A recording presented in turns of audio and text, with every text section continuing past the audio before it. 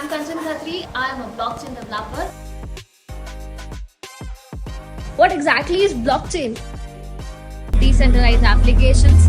Now, I'm here to help you and share with you everything that I've learned, tried, and executed successfully. The Bitcoin Talks. So, talking about blockchain, it started in 2016 because it is all about decentralization, distribution, and peer-to-peer communication and transactions. As the name suggests, blockchain contains block which are chained together. But now the question is, what does these blocks contain? These blocks contain the transactions. Transactions are the set of instructions that we make while using the applications or website. Whatever applications we are making use of today in Web 2, same thing can happen in Web 3 also. But the basic thing or the basic difference here is the data you are forwarding to Web 2 is centralized, while when it comes to Web 3, you can access everything and the data you share is kept with you. So here your data is safe, secure, private. You have your own data. Now there is no need for you to share that data, because what is happening, whatever data you are passing in Web 2, the owners, the people who have the authority of your data can do anything with your data. You are sharing your very personal private data. At times you have to share your Aadhaar card, PAN card, and other confidential identities through WhatsApp.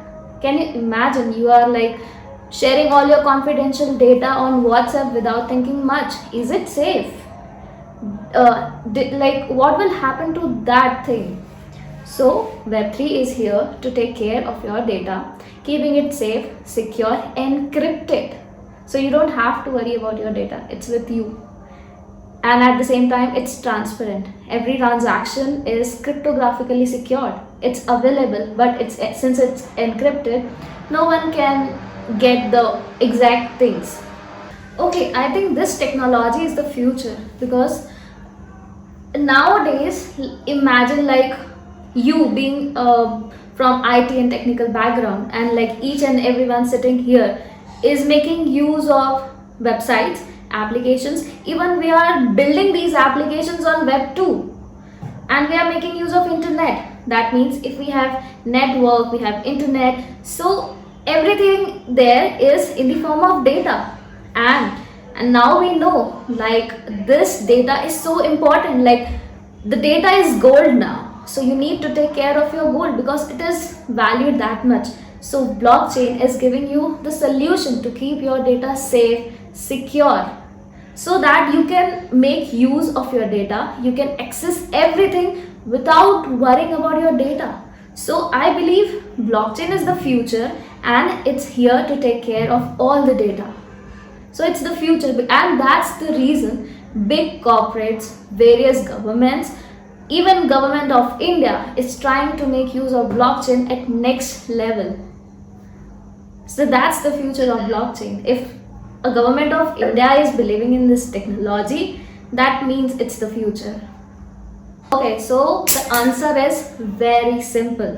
You need to have the will to learn blockchain, because I feel there is no prerequisite. If you want that, I want to join this, I want to pursue my career in blockchain, so who is stopping you? You just need to go there, know what is blockchain, why is it here, what purpose it is serving, what are the use cases, and you being from tech or non-tech background, you can start your career immediately. Because if you are a professional in Web 2, we can say that Web 3 is mirroring Web 2. Whatever services there are in Web 2 are already there in Web 3, and you are getting paid more because you just know what blockchain is. Because when you develop anything on Web 3, you are making use of all the tech stacks of Web 2. And the only thing making difference here is you are making use of smart contracts. So it's like a cherry on your cake if you know some tech, and if you want to start learning blockchain. Now most of the people ask how much time does it take to learn blockchain? So it depends on your skill set, your curiosity to learn blockchain technology, how skilled you are, at what professional level you are. Because if you are a college student, it will take much more time. If you are already working in Web 2 as a front end, back end developer or full stack developer, it will be pretty easy for you, because now you know what blockchain is and what utilities it is here, what are the use cases, and how you can contribute, like you want to be part of the tech part or the non-tech part. So it's easy to learn blockchain when you know how you want to start your career in blockchain, what roles you are going to play. Easy, like there are so many use cases there, and when you are fascinated, like you can be part of this use case, and this way you can solve your problem, or you just want to learn. And like, since blockchain is in very early phase, and if you start your career right now, and like within 3 to 4 years you will be the pioneers in the industry. When you compare that much time, like I believe in blockchain you can trigger your like acceleration of your growth being into the blockchain stream, because a person having 3 to 4 years of experience in blockchain is definitely paid more when compared with other professions. That's what I believe, and I have seen that. So speaking from developer point of view, when you want to start learning about blockchain and its development part, so you must know what kind of blockchains are there.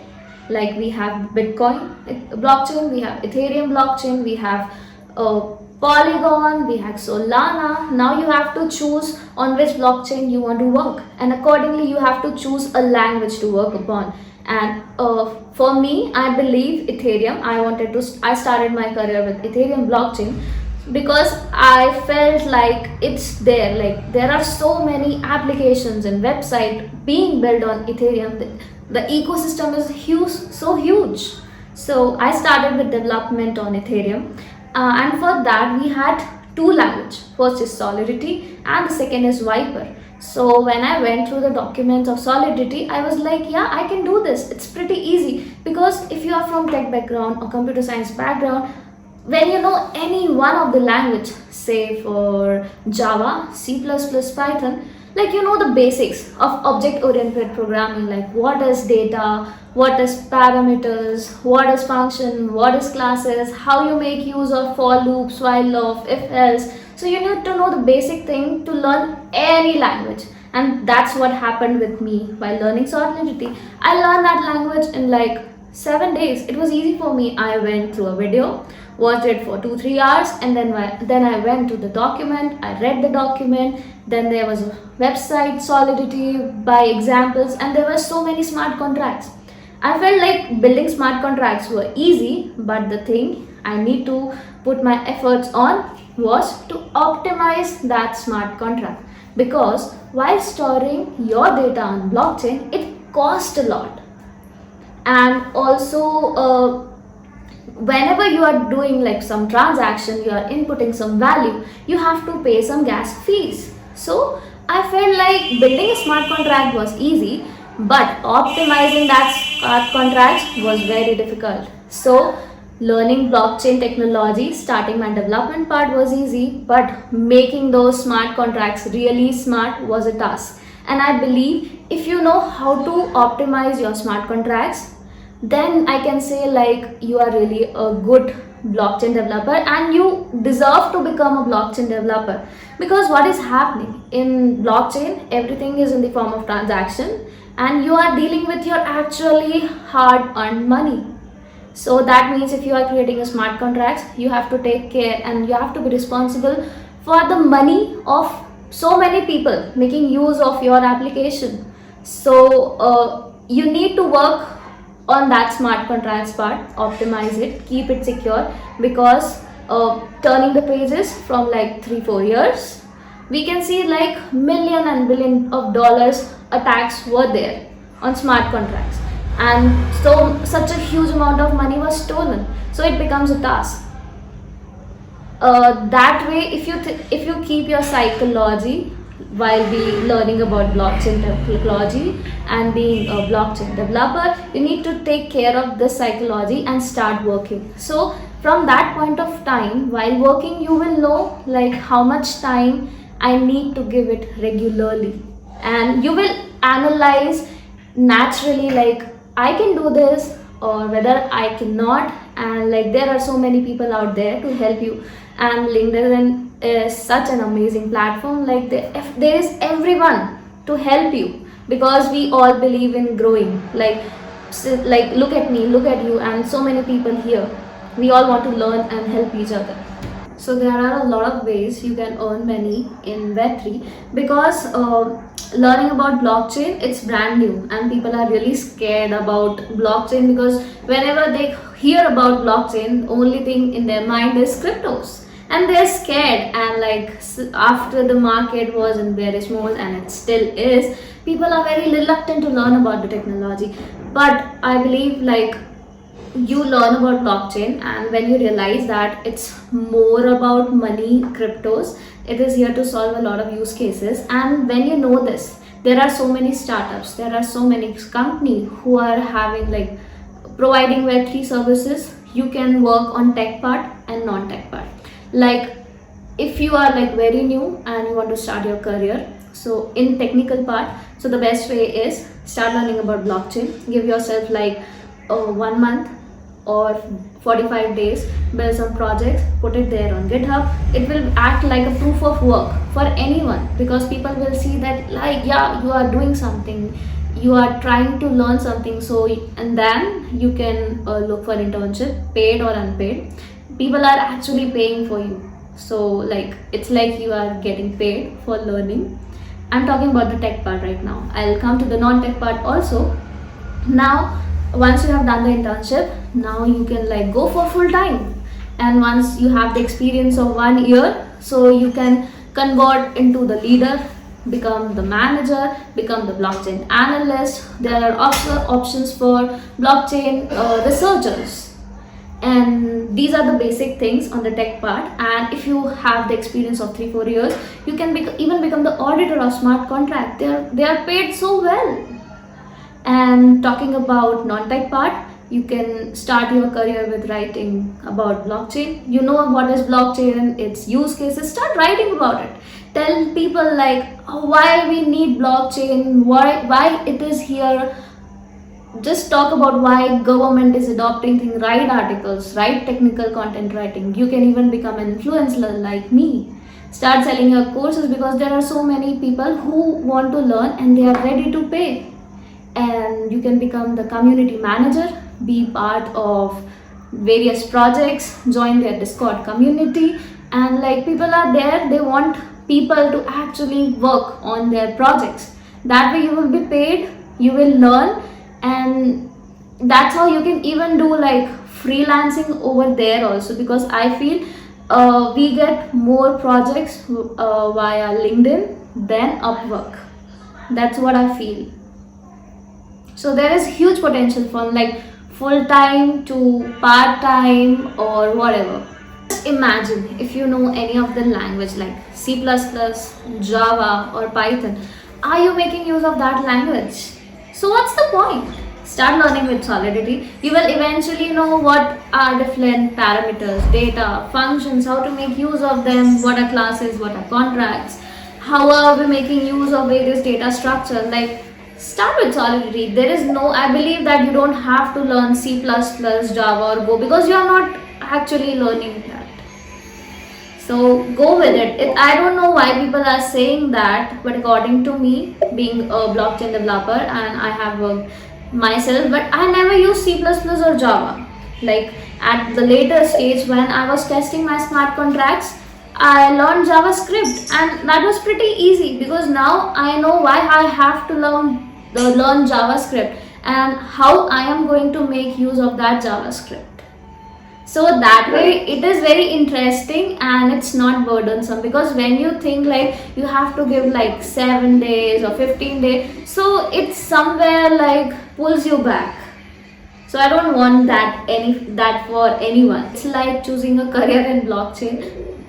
I believe I had like read about Ethereum. I went through the white paper, yellow paper, and I believe like if so many people are actually building their project, In spite knowing that we have to pay more transaction fees on Ethereum, people are still building a lot of projects on Ethereum, and I thought like, why not start your career with that only, since it's public blockchain.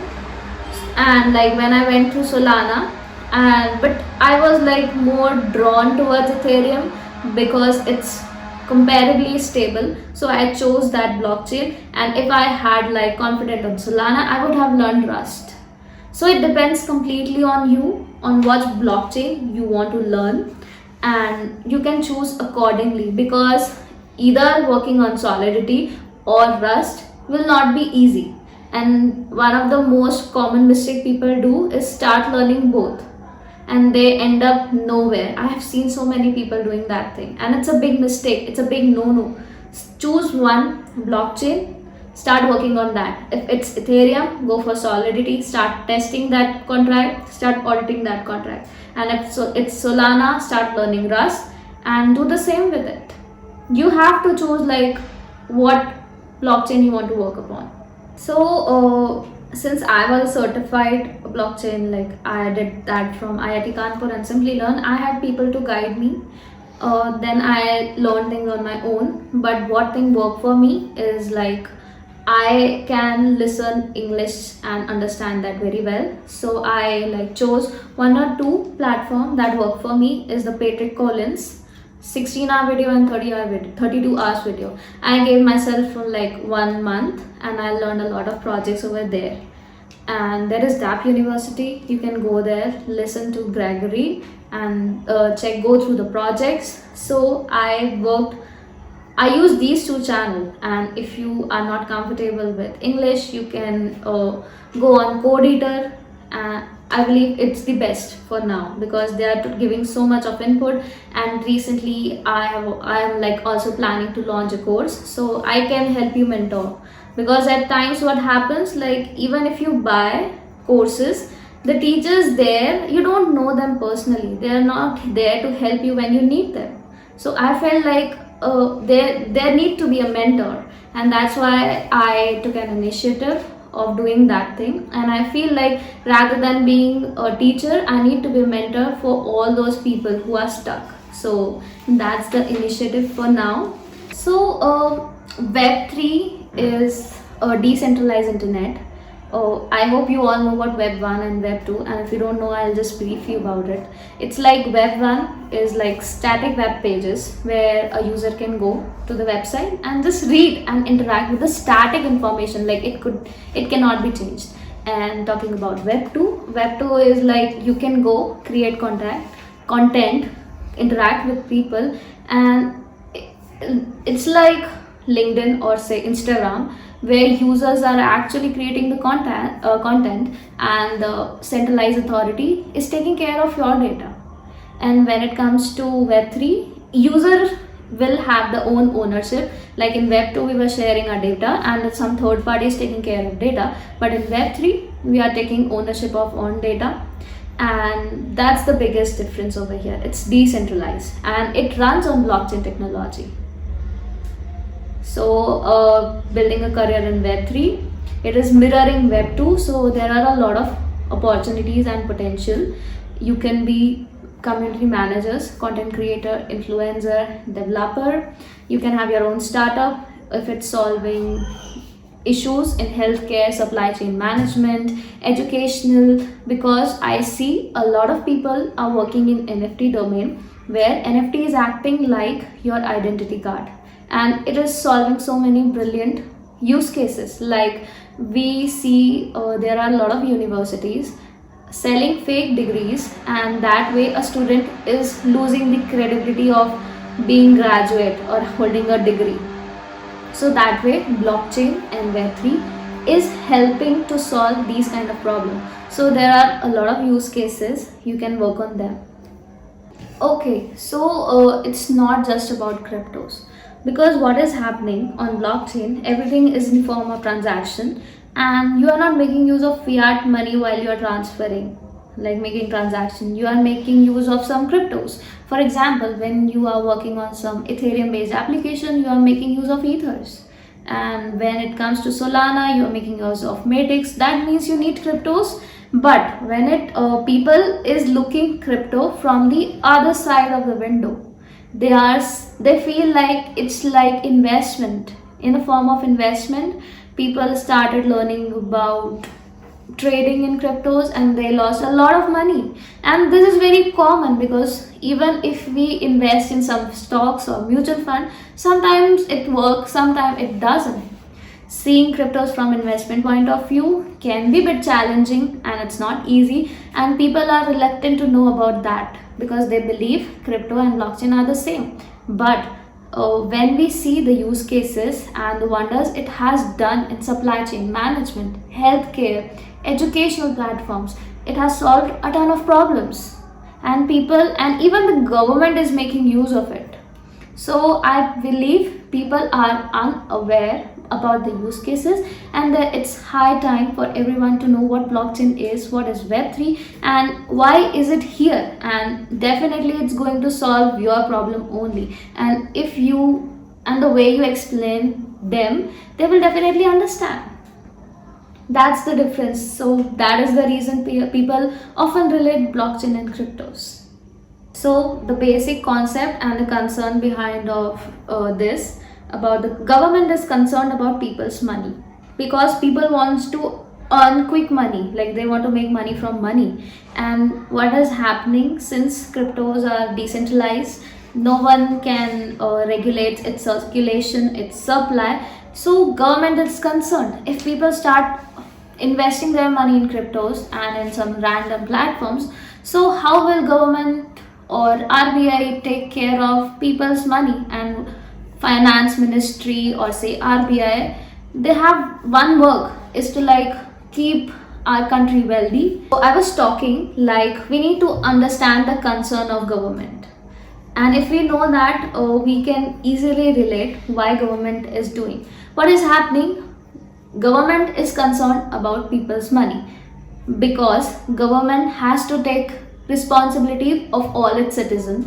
And talking about any government's central bank or say RBI in case of India, they want to keep check on the monetary part of the India. And if people start investing in cryptos and various different platforms, so we all know that cryptos is decentralized, distributed. You cannot keep a check on its supply and demand. So they believe that the money is going in other direction where they cannot take care of it, they cannot control the flow. All that government want is to take care of people's money, they want to keep check on everything. And we all know that money laundering happens in our normal currency also. We have seen like fake money, it's there, it's part of money laundering. And we all know that cryptos are also used for money laundering. And if they are bringing regulation, that means India is ready to accept investments in the form of cryptocurrencies. They are right on their part, and we need to respect its decision, because believe like if you have invested like 1 lakh 2 lakh and they just go out and no one is there to help you, so they are worried about you. And if even thousand of people do the same mistake you did, it's a big concern for the government, because it will directly impact the country's economic stability. And at the end, government is responsible and government has to answer. So I believe if government is regulating, it's not bad, it's good, it's a positive sign that we are ready to accept cryptos and blockchain as a technology. Think it from that point of view.